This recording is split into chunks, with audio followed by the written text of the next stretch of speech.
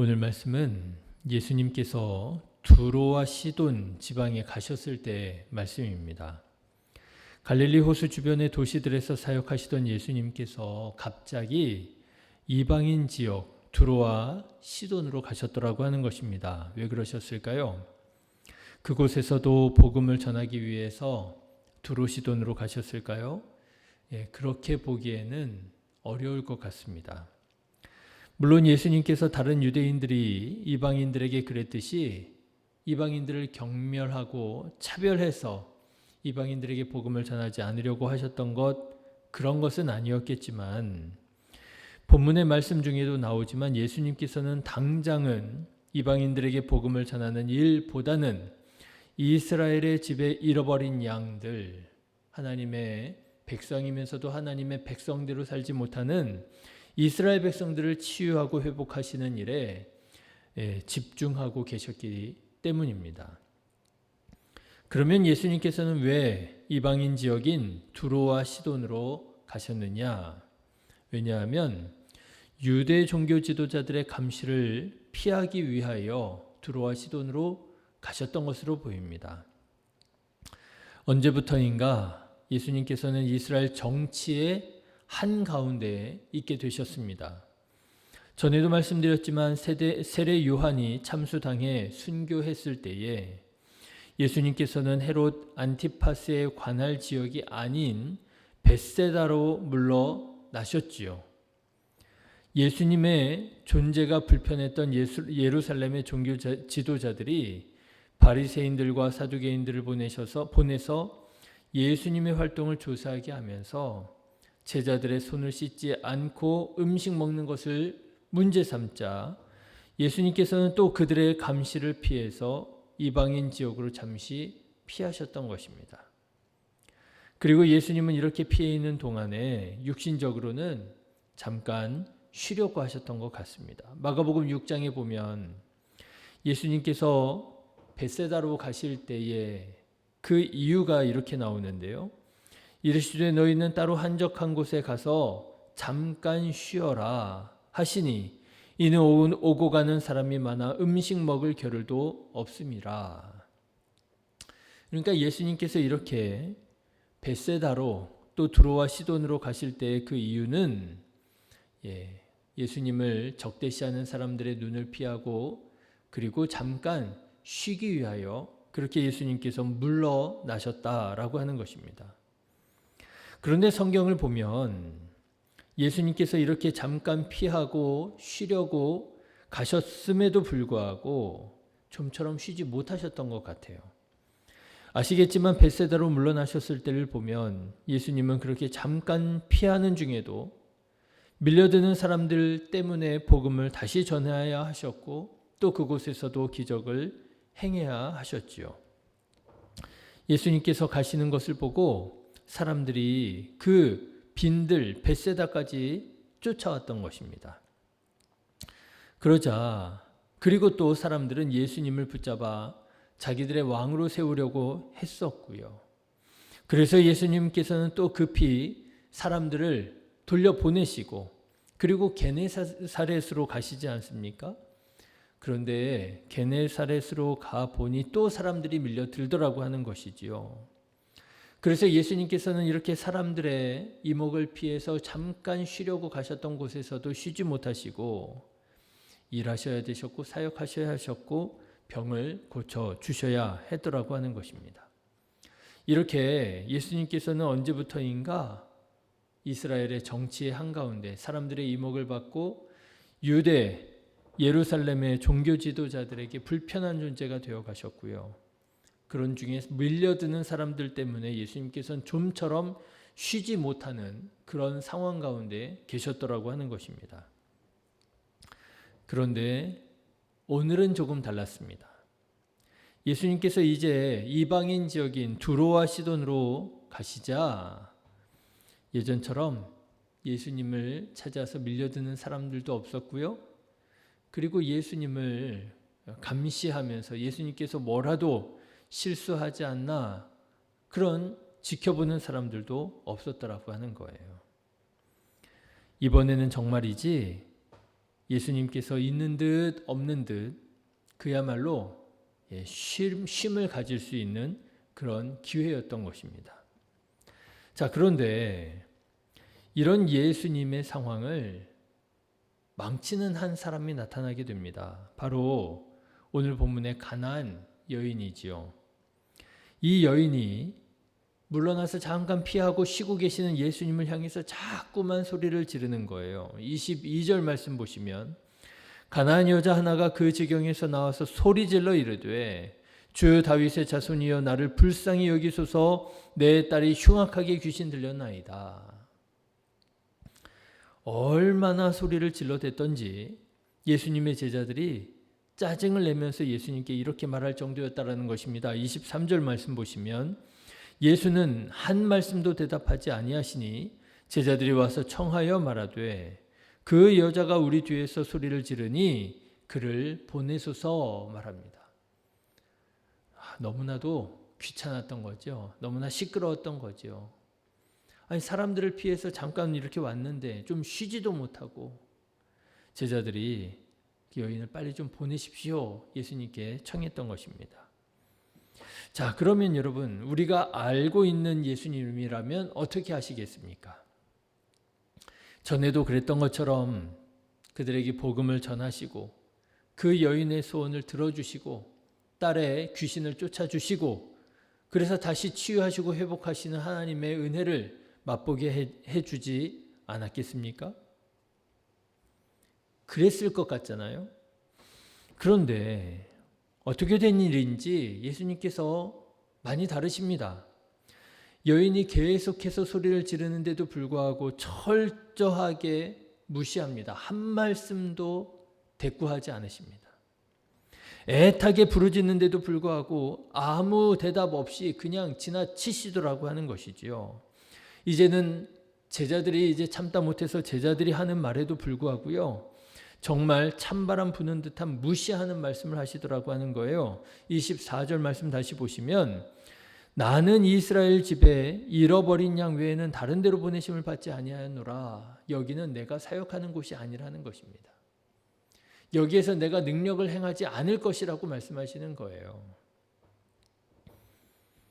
이 말씀을 하시자 여인이 예수님의 대답을 들었던 모양입니다. 이제는 아예 예수님 앞에 나와서 무릎을 꿇고 예수님의 도움을 청합니다. 그러자 예수님께서는 그때에도 또다시 무시하고 냉담하는 그런 말씀을 하셔요. 26절 말씀 보시면 대답하여 이르시되 자녀들의 떡을 취하여 개들에게 던짐이 마땅하지 아니하니라. 이제는 아예 인격적인 모독적인 그런 말까지 하시는 거예요. 개들에게 개들에게 던지는 것이 마땅하지 아니하니라. 여러분, 예수님께서 왜 이렇게 그동안에 보여주셨던 그런 인자하시고 긍휼히 여기시는 그런 모습을 보여주시지 아니하시고 이렇게 냉담하고 비인격적인 모습을 보이셨던 것일까요? 정말이지 예수님도 다른 유대인들처럼 이방인들을 정말 사람 취급하지 않는 그런 인종차별 이런 생각, 이런 마음을 가지고 계셨던 것일까요? 그렇지 않습니다. 예수님께서는 이 여인의 믿음을 보기 원하셨더라고 하는 거예요. 28절 말씀을 보시면 예수님께서 이 모든 시간이 다 지난 후에 여인에게 이렇게 말하더라는 거예요. 이에 예수께서 대답하여 이르시되 여자여 내 믿음이 크도다. 예수님께서 말씀하십니다. 내 믿음이 크도다. 무엇을 보기 원하셨던 것이에요? 무엇을 찾으셨던 것이에요? 믿음을 보기 원하셨더라고 하는 것입니다. 도대체 이 여인의 믿음은 어떤 것이었길래 예수님께서는 이 여인의 믿음을 확인하기 원하셨고 또 그 믿음대로 응답해 주셨던 것일까요? 두 가지로 말할 수 있습니다. 첫 번째로 이 여인의 믿음은요, 예수님이 그리스도이심을 분명히 알아보는 지식에서 바탕된 믿음이었다라고 하는 거예요. 자, 여러분, 오늘 말씀을 보시면 이 여인이 예수님을 이렇게 부릅니다. 다윗의 자손이여. 여러분 22절 말씀 보십시오. 가나안 여자 하나가 그 지경에서 나와서 소리질러 이르되 주 다윗의 자손이여 나를 불쌍히 여기소서. 예수님을 주님이라고 다윗의 자손이라고 부릅니다. 자, 그런데 여러분 생각해 보십시오. 이 여인은 유대인이 아닙니다. 이방인입니다. 가나안 사람입니다. 이방인이 예수님을 다윗의 자손이라고 고백하는 것이 쉬웠을 것일까요? 아마 쉽지 않았을 것입니다. 그저 간절한 마음에 예수님께서 행하셨다고 하는 기적에 대한 소문을 듣고 그저 그렇게 능력 많으신 예수님 좀 내 딸을 고쳐주십시오. 요청할 수도 있었을 것입니다. 그런데도 놀랍게 이 여인은 그저 간절한 마음에 요청하는 것이 아니라 예수님이 누구신지를 분명하게 정확하게 알고 믿음으로 고백하더라고 하는 거예요. 다윗의 자손이요. 이런 바른 지식이 있었기 때문에 바른 믿음으로 고백할 수 있었던 것이지요. 다윗의 자손이요. 부르짖을 수 있었기에 예수님께서 냉담하시고 예수님께서 무시하는 것처럼 여겨진지라도 예수님을 끝까지 붙들고 예수님께 도움을 구할 수 있었던 것이지요. 여러분, 우리는 예수님을 바로 알아야 됩니다. 예수님은 그저 세계 성인 3대 성인 중에 한 사람이 아닙니다. 예수님은 그저 마음 착한 어떤 옛날 사람이 아니죠. 예수님은 하나님의 아들 그리스도시요, 우리를 모든 죄에서 구원하실 하나님의 구원자이신 줄로 믿습니다. 그래서 호세아 선지자는 그렇게 외쳤잖아요. 여호와를 알자고, 힘써 여호와를 알자고. 사랑하는 성도 여러분, 하나님을 더욱더 힘써 알아가시기를 주님의 이름으로 축원합니다. 그리고 두 번째로 이 여인은 불굴의 믿음을 가지고 있었다 그러는 거예요. 이미 말씀드린 것처럼 이 여인은 예수님께 무시를 당하고 냉대를 당하고 비인격적인 대우를 당했습니다. 개들에게 던짐이 마땅하지 아니라 개처럼 무시를 당했어요. 인간적으로 얼마나 자존심 상하고 참기 어려운 모독적인 말입니까? 그럼에도 불구하고 이 여인은 예수님을 뒤따라갔고요. 예수님 앞에 무릎을 꿇었더라고 하는 것입니다. 어떻게 그럴 수 있었을까요? 예수님만이 내 딸의 귀신을 내쫓아 주실 하나님의 아들이라고 하는 사실을 믿었기 때문이라고 하는 것이지요. 27절의 말씀을 한번 보십시오. 여자가 이르되 주여 올소이다마는 개들도 제 주인의 상에서 떨어지는 부스러기를 먹나이다. 얼마나 자존심 상하는 말입니까? 그런데도 불구하고 자존심을 내세우지 않아요. 앞세우지 않아요. 얼마나 마음에 상처받는 일입니까? 아니, 능력이 많다고 어떻게 나한테 이렇게 말할 수가 있어? 여러분, 상처받을 수 있잖아요. 그런데 상처받았다고 말하지 않아요. 왜 그렇습니까? 그런 거 하나 중요하지 않다는 거예요. 뭐가 중요하다는 거예요? 내 딸을 고치느냐 못 고치느냐, 이게 중요하다라고 하는 거죠. 자존심이 중요합니까? 상처받았느냐 내 마음이 중요합니까? 하나도 중요하지 않다는 거예요. 얼마든지 자존심에 내려놓을 수 있다라는 거예요. 얼마든지 상처받을 마음의 준비가 되어 있다라는 거예요. 오직 내 딸의 병만 고칠 수 있다면, 귀신만 내쫓을 수 있다면 그까짓 거 얼마든지 참을 수 있다라고 하는 거예요. 여러분, 정말 예수님께서 하나님의 아들이신 그리스도이심을 믿는다면, 정말 우리가 그런 믿음이 있다면 우리도 이 여인처럼 어떤 상처와 유혹과 상황 속에서도 예수님 포기하지 않을 거예요. 왜 예수님을 믿고 따라가다가 상처받았다고 말합니까?